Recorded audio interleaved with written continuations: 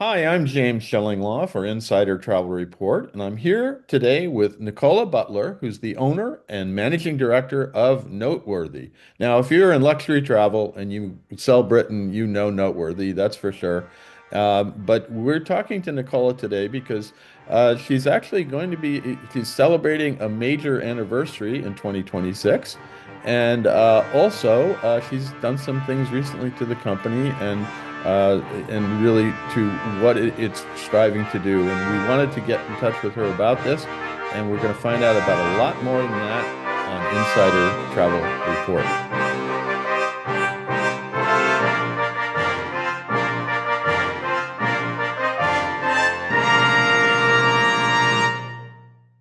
Nicola, first of all, great to see you in the morning. And how's London? You too, James. What London's marvelous. We've just had a very festive Christmas. London was named most festive in Europe, so we're very happy that we've beaten the other European cities. Well, I know, and I agree. I've been there in and around Christmas, and of course, I've seen films that show the Christmas spirit. So I love it in there. Now, let's talk a little bit about. Can you give us a little bit of background on Noteworthy? When did it start in business, and what kind of travel does it offer? So it was started by the late Susie Worthy in 1986. So the company is celebrating 40 years this year. Everyone keeps thinking it's my 40th, but that went back a few years. Uh, so, Well, so yeah, you can stick to that story too. Why not? You know. But celebrating 40 years, we specialize in luxury experiences with amazing service from our team across UK, Ireland, Paris, and Normandy. Right. Yeah. So I was thinking it was Britain, but you go in Ireland and of course the Paris and Normandy. I think that's interesting. Now, how has the company grown? Really, I think 10 times since you took over in 2012. What have you focused on to achieve such growth? Well, I first came in 2012 and I started from the bottom up, really. I looked at the operational costs um, and redid all of the operational costs.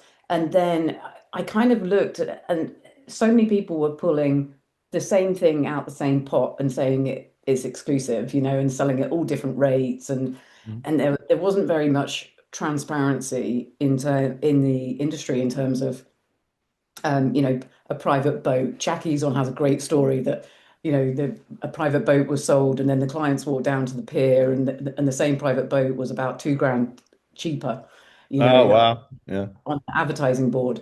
And so I went after the exclusive experiences to make them really exclusive and also priced for a family coming to the Yeah. And you do a lot of family travel, right?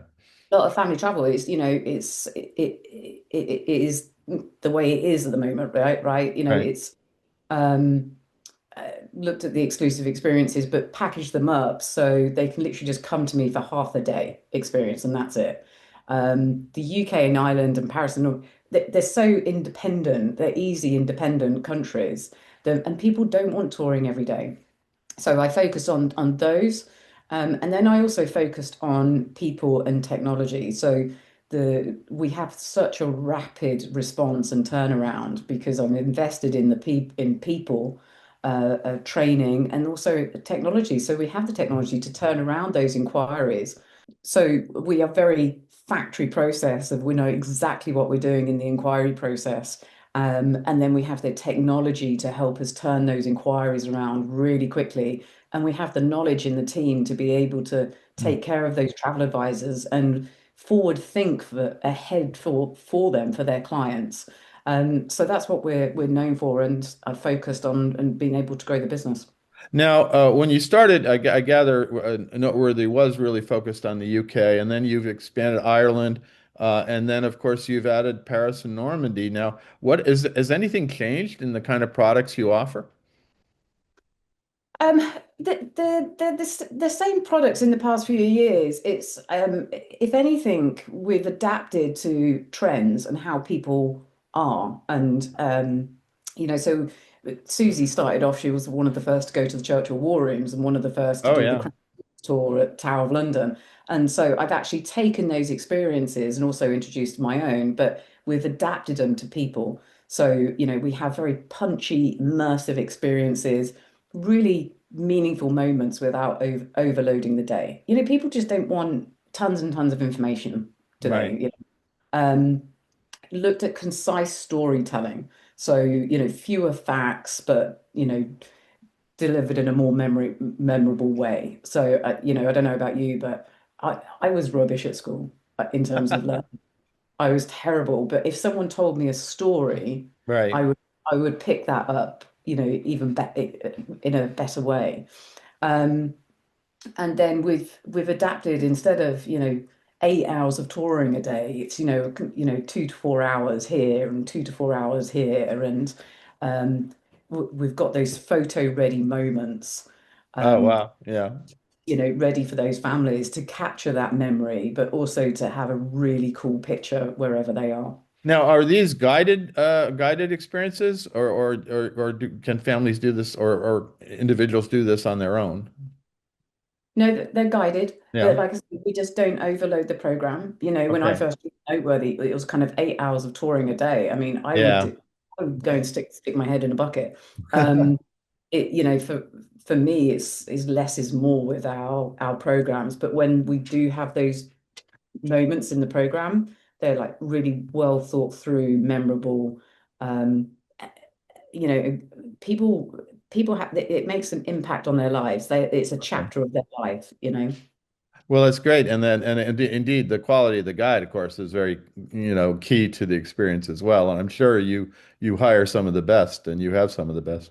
Yeah, we have a really big vetting process in place, and when I first came into the industry, guides were so they work for themselves, is so standalone, and I see a lot of companies just literally giving the guide the op sheet and saying, look after this family with no background, and we actually train our guides. On the whole customer journey of, from the travel advisor, us going to, connect in Mm. travel weeks and IOTMs. We both, us and the travel advisors invest so much into this relationship that ultimately plays a part, is one of the most, integral parts of the program of what we deliver.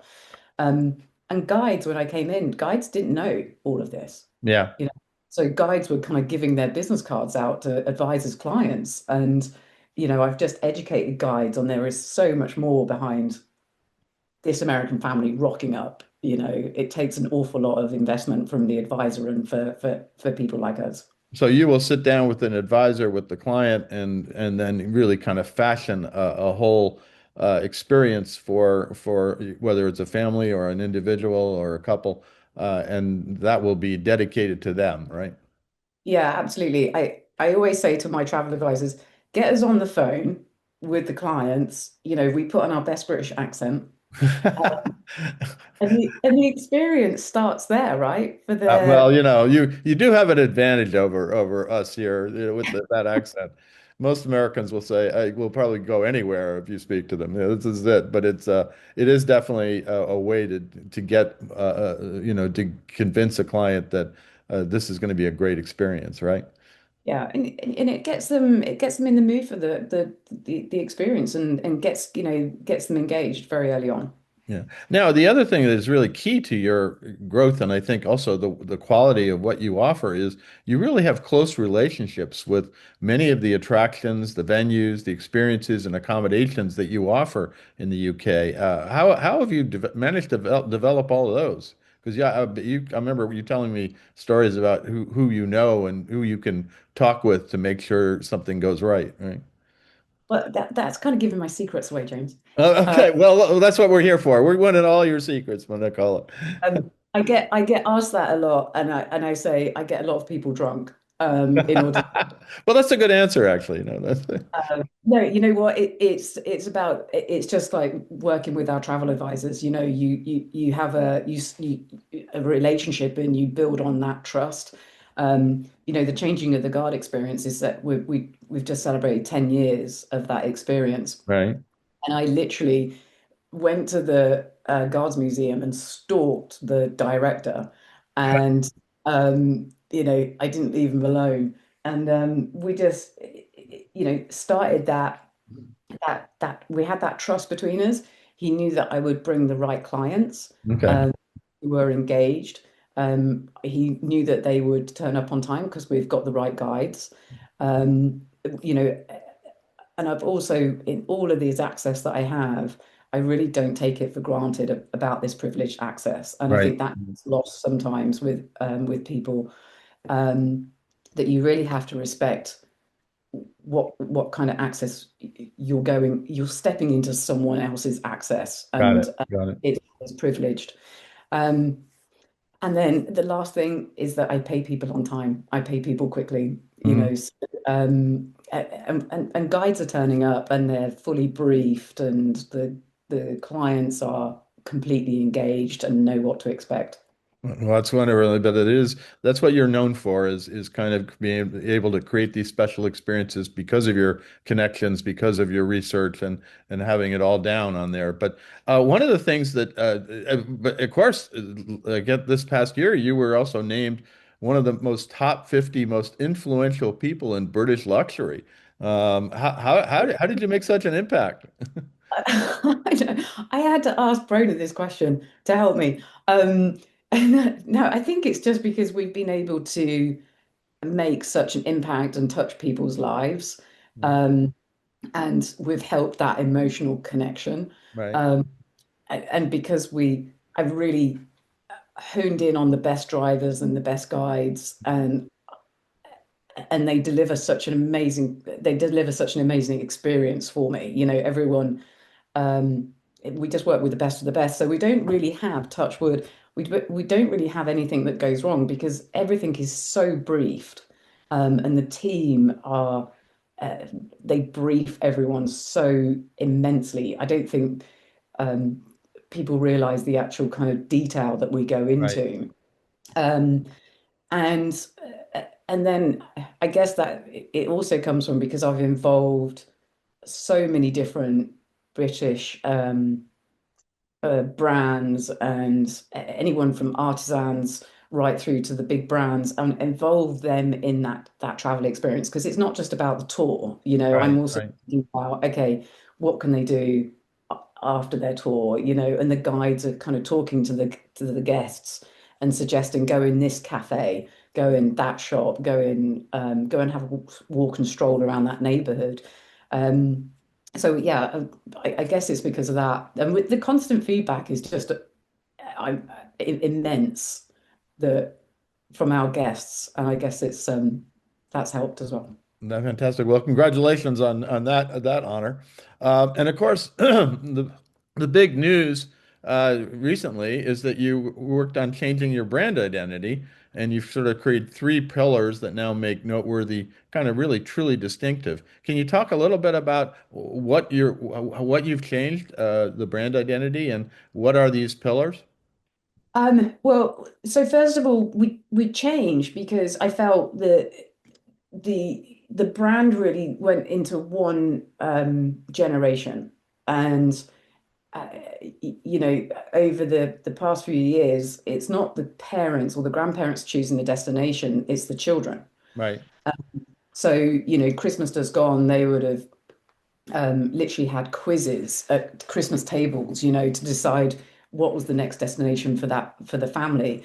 And so the kids are choosing the destination, the parents are going on and kind of vetting the companies of things, and then the grandparents are going on and vetting the company and paying.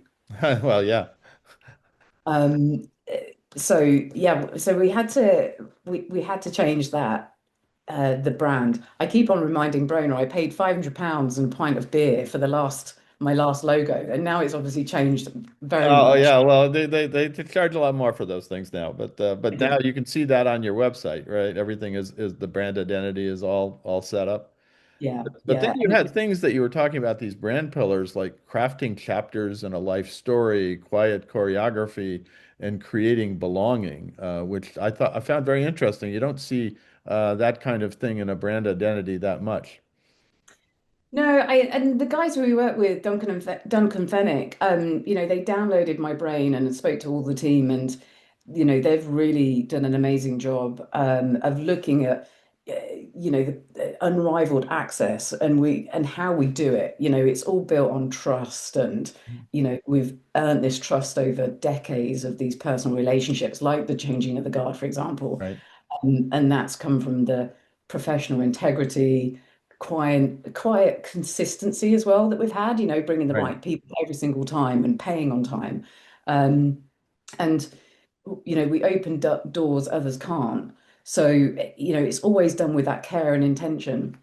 And then we've talked about our impeccable service and really taking pride in our work Right. behind every single itinerary that we have. We have this like dedicated team that's listening closely to the travel advisors and picking out teeny tiny things, of in people's interests in order to help us put that extra little magic on top. So it's not just about the tour.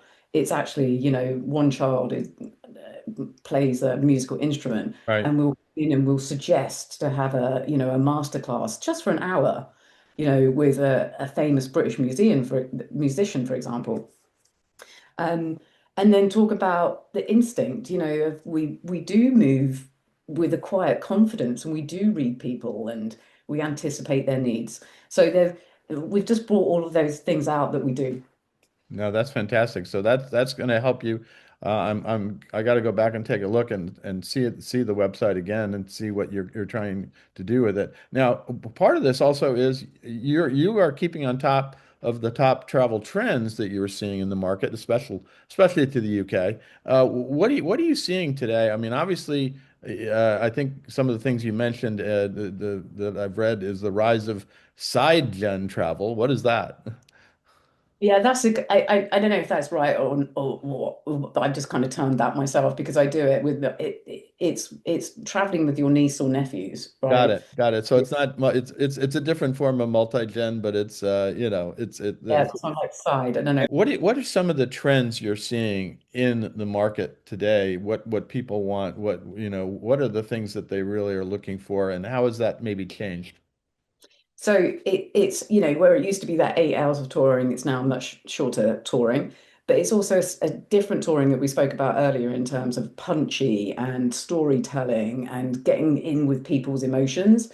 Um, and it could also be something really simple, James. Like they don't have to be walking and talking around with a guide. A lot of our guides will just go and sit in a local cafe with our guests and just chat. Well, And that's great. I always love that part. Yeah. yeah, and do a bit of people watching, and show on the map and just have a bit of a chat and just take it all in as locals. And I often take people to the pub, to one of my favorite pubs, and that can be just an experience in itself. Just going, having one drink, and then Heading uh, out after that. Yeah. That's great. open chat. And then the other thing we've seen, that attention span is just declining. We often have to talk in bullet points, right? It's just Yeah, right. um, so yeah, attention span. Shopping, that's also changed. I think people are shopping more in Paris because of the duty free, Hmm. the VAT, and but people just want to have a wander around Notting Hill or Marylebone. So we'll Right. often take people into our favorite local shops like that. And I had some clients this summer who squealed with delight when they found this like teacup for £3 in the shop. Squealed. And then it was June and they had to go into a shop and buy a sun hat. And they walked into Prada and bought a £750 sun hat. And but there wasn't any kind of, they weren't excited. It was like they were going to go and buy a loaf of bread, you know. But they're But more then excited about the teacup. Yeah. because it's just so different. But yeah, you can go into a Prada shop and buy a sun hat for 750 quid every day. Well, it is definitely changing. Obviously, there's a lot more. There's social media and all kind of distractions. And if you're doing a family travel and you have younger kids, they have got all kinds of different interests, and Yeah. you got to get them off their phones, and that's what. And given that the UK is one of the first places I visited as a kid, with my family, and we loved it. I mean, it's one of the best places ever to go with the children. And I remember very vividly still those early memories of London and and outside. So these are places that really can enchant children and make the whole family experience real. Yeah, and it really does have something for everyone, from all different ages and histories and all this. And I have to say, social media is now playing a big part. Um, so, now we're getting asked for things that we've never been asked for. Hmm. So, um, Glyndebourne, for example, beautiful opera house on the south coast, Right. and um, to go to the London Philharmonic Orchestra, go and see a performance. Hmm. And we're not used to that. And I think it's because of social, well, it's definitely because of social media, because people's interests are in their social media. Sure. Uh, and and and suggesting all these different other things. So which is really refreshing because we can go, we're creative anyway, but we can go to a town and doing all these new things and going off to different places in the UK and Ireland. No, it's amazing. And as you said, social media, I know in my Instagram, I continue to get lots of advertisements for these special performances and all kinds of things that are popping up. I can't keep track of it half the time. The only problem I have is I think about it, I try to go back and look and book the performance, but I can't find the ad. So that's that. I don't know. I got to figure that one out. But yeah, I'm sure that's happening in London and the rest of the UK as well. Now, I do want to get to the really one of the things this year. You are celebrating 40 years in the business, and what are you going to be doing to celebrate that achievement? And what changes or additions are we going to see with Noteworthy? Well, yeah, it's very exciting. So, do you remember I did the London is Open fam trip just after COVID? Right. And it was such a hit for everyone, for advisors, for the hoteliers, for all the experiences. And so I thought I'd do it again, but this time we've got about 200 advisors coming over. Wow, that's amazing. And Yeah. yeah, and so I'm hitting the ground running now, just finalizing all the details. But it's from we're doing 3 days in April basically, and Right. it's bringing the industry together. We've got a one evening at the National Gallery, and that's bringing all people together. I've got some special VIPs coming who I can't say at the moment, Okay. uh, and that's with our advisors and our hoteliers. National Gallery, it's in Trafalgar Square. It's where the new Noteworthy office is, so it's overlooking our office. So it's a very special location for us. And we're going to be doing all different noteworthy experiences, lots of very, very special things during the days, closing places, opening places.